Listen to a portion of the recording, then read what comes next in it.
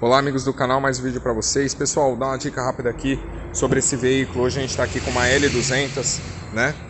Mitsubishi L200. E esse veículo chegou para nós aqui na oficina fazendo um barulho. O cliente reclamava, sempre teve um questionamento aí reclamando. E quando ele esterçava fazia um barulho. E já levou em vários locais e nunca resolvia. Pessoal, esse carro ele tem um barulho característico após gastar a parte de... que ele tem como se fosse uma coifa lá embaixo e algumas travas aqui, bucha aqui na parte de cima. Ela vai desgastando e vai dando defeito e ele começa a fazer um barulho quando você vai esterçar o veículo em certos momentos.